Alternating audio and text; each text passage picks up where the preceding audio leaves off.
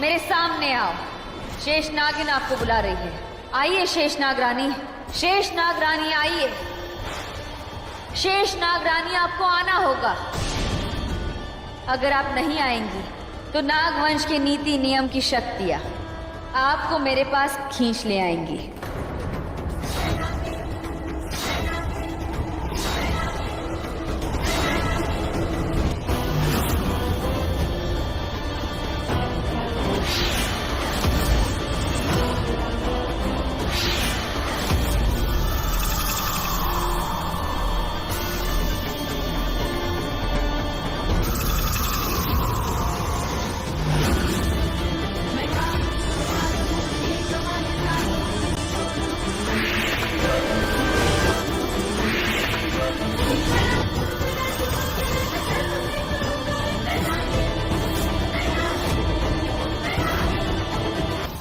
तो कुदरत आखिर तुम्हें मेरे सामने ले ही आई। तुमने मुझे बुला तो लिया प्रथा, पर मैं शेषनाग रानी हूँ। तुम मेरा कुछ नहीं बिगाड़ सकती। मैंने कुछ बिगाड़ने के लिए नहीं, सब संवारने के लिए बुलाया है। महक याद करो, जब तुम मेरी बहन हुआ करती थी, मेरी महक दीदी, जिसके साथ मेरा बचपन बीता। मैं छोटी से बड़ी हुई। हमारे बचपन के दिन जब हमारे माँ बाबा हमसे छीन लिए गए, तब बस हम एक दूसरे ही थे एक दूसरे के लिए। और फिर उसके बाद सब कुछ बदल गया। तुम बदल गई। तुमने मुझसे मेरा सब कुछ छीन लिया, मेरा पति, मेरा बच्चा। आपको हमारे खून के रिश्ते का वास्ता है दीदी। आपने तो सुना होगा ना कि खून के रिश्ते कभी टूटते नहीं। दीदी मैं जानती हूँ कि आपके और मेरे रिश्ते में बहुत दूरियां आ गई हैं। ये दूरियां आज भी कम हो सकती है। आपने जो भी किया, जो भी, सब कुछ मैं भूलने के लिए तैयार हूँ। बस दीदी मुझे बता दीजिए कि मेरी बेटी कहाँ है। बस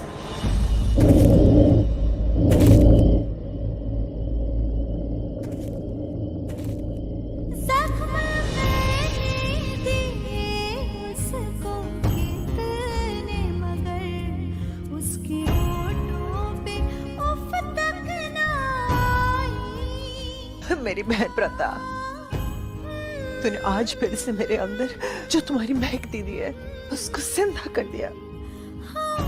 मुझे माफ कर दे, मेरे गुनाह को माफ कर दे, माफ कर दे मुझे।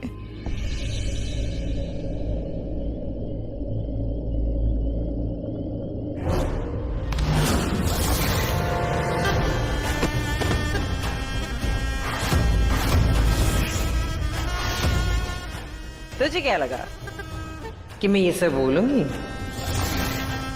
वो दिन, वो प्यार, वो रिश्ते, वो तुम्हारी पुरानी महक दीदी, सब कुछ खत्म हो गया है। तू तो आज भी बेवकूफ है और आज भी इमोशनल है, लेकिन मेरे अंदर वो सारे इमोशंस वो सारे खत्म हो गए। और ये सब, ये सिर्फ तुम्हारे वजह से। क्योंकि मेरे सपने, मेरे अरमान और मेरे अंदर शेष नागिन बनने का रुतबा, मेरा भविष्य, सब कुछ खत्म हो गया। माँ और नानी सबकी लाडली तो तू थी, इसलिए जब वक्त आया शेष नागिन बनने के लिए तो उन्होंने तुम्हें आगे कर दिया। हर मोड़ और हर कदम पे सिर्फ तुम ही तुम थी, और मैं जिंदगी भर तुम्हारे पीछे पीछे पीछे। मैंने अपने सारे हिस्सों की खुशियां तुम्हें दे दी। सहते सहते मैं तो पत्थर की बन गई। अब मेरा दिल नहीं धड़कता है। अब कोई रिश्ते, कोई नाते, कुछ नहीं रहा। मैं तुम्हें खुश रहने का एक भी मौका नहीं दूंगी। बस मैंने सोचा मेरी बहन है जिसने मुझे धोखा दिया, तो क्या हुआ? शायद एक मौका दूंगी तो सब कुछ ठीक हो जाएगा। पर नहीं, आज तुमने अपने हाथों से मेरी उस बहन का खून कर दिया। अब जो मेरे सामने खड़ी है वो मेरी बहन नहीं, बस एक शातिर नागिन है।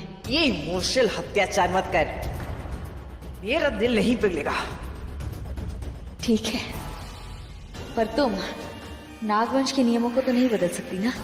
नागवंश के नियमों के अनुसार जब एक नागिन अपने शेष नागरानी से इंसाफ की पुकार लगाती है तो एक शेष नागरानी को उसे इंसाफ देना पड़ता है ही।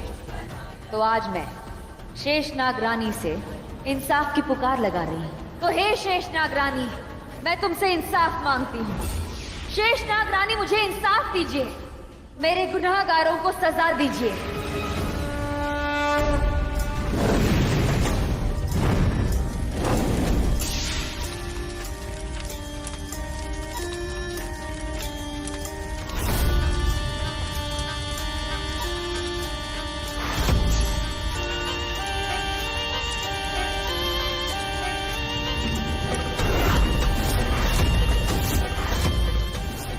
ये आग तब तक नहीं बुझेगी जब तक मेरे दुश्मनों को उनके किए की सजा नहीं मिल जाती। ये शक्तियों से बनी शक्तिशाली पवित्र अग्नि है। इसे जब तक मुझे इंसाफ नहीं मिल जाता, कोई पार नहीं कर सकता। प्रथा की गुनहगार तो मैं हूँ और मैं इसे इंसाफ देने से इनकार नहीं कर सकती। नागवंश के नीति नियम का फायदा उठा लिया, मुझे इस आग में फंसा दिया। ठीक है, मैं इस आग को पार नहीं कर सकती हूँ, लेकिन मैं तुझे भी पार नहीं करने दूंगी। और अगर मैं इस आग में चलूंगी तो मैं तुझे साथ में लेके चलूंगी।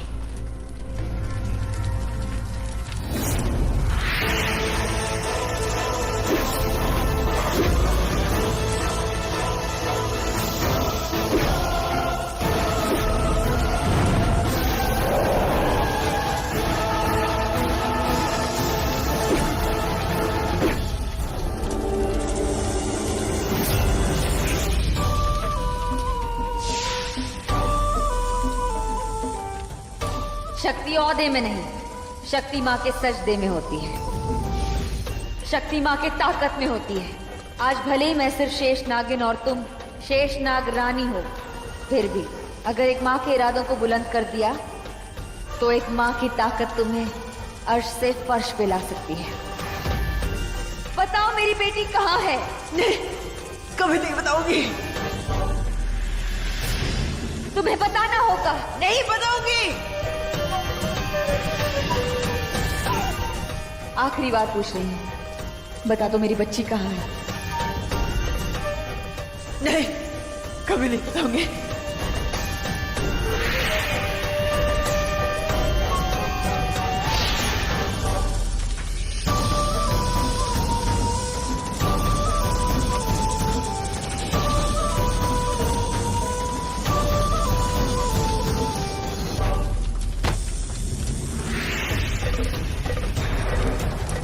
बताओ मेरी बच्ची कहाँ है? आखिरी बार पूछ रही हूँ, बता दो मेरी बच्ची कहाँ है, वरना ये रिश्ते के बीच जो तुमने आग लगाई है ना, उस आग के खेल को मैं खत्म करूंगी।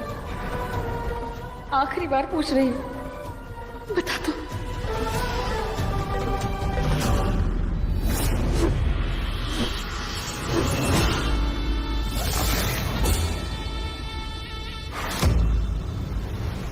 मैं जिंदगी भर तुझे कभी नहीं बताऊंगी कि तेरी बेटी कहाँ है। और अगर तूने मुझे मार दिया तो तू जिंदगी भर अपनी बेटी से कभी नहीं मिल पाएगी। शेष नाग रानी से इंसाफ मांगने आई थी। मैंने तो शेष नाग रानी होने के नियम का पालन भी नहीं किया है कि मेरी शक्तियां भी कम हो रही हैं। लो, आज मैं तुम्हारा इंसाफ करती हूँ।